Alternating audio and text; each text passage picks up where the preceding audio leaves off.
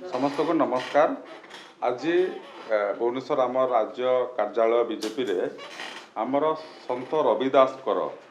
समरस संकल्प अभियान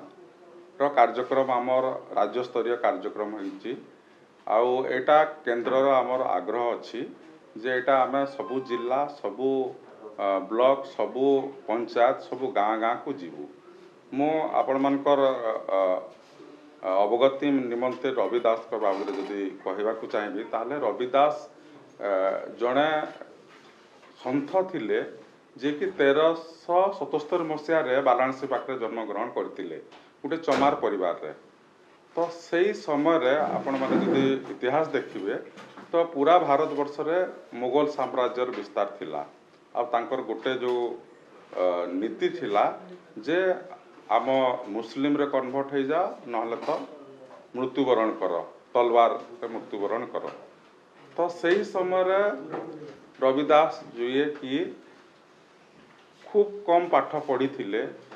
समसामयिक जदि मुझे कहवाक चाहिए कबीर दास तुलसीदास रामचरित मानस आपण मैंने जिते मन पकेबे से समय आमर ओडिशा कथा जदि कहे श्री चैतन्य जोटा कि रामंकर कथा कहूले। तो जो समय गोटे भारत वर्ष संकट रे थिला धर्म संकट रे थिला मुगल मानकर अत्याचार चली समाज पूरा आशाहीन होते माँ भौणी मानकर जो अत्याचार होता धर्षण होता सेमानकर गोटे लक्ष्य थिला जे पूरा भारत वर्ष रे धर्म प्रचार करिवे। तो सेमती जड़े महान व्यक्ति तांकर ए आसंता फेब्रुआरी 20 तारिख रे 650तम जन्म जयंती पालन हेब। तो एबेठू आमर 29 तारिख गुरु पूर्णिमा ठू नहीं माघ पूर्णिमा जाए भारतीय जनता पार्टी पूरा भारत रे तांकर जो समाज पाए बाणी थिला समाज पाए तांकर जो कथा थिला समाज पाए कौन कथा थिला से समय आपण धरतु 630 वर्ष पूर्वर से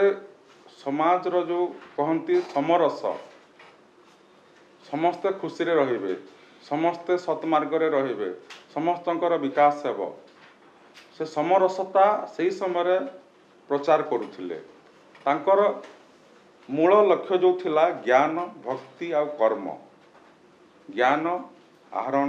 भक्ति आ कर्म कर्म उपरे से विश्वास करुथिले। सही समय जितेबले गोटे तांकर समय गोटे वार्ड यूज होता बेगमपुरा बेगम माने गम नाई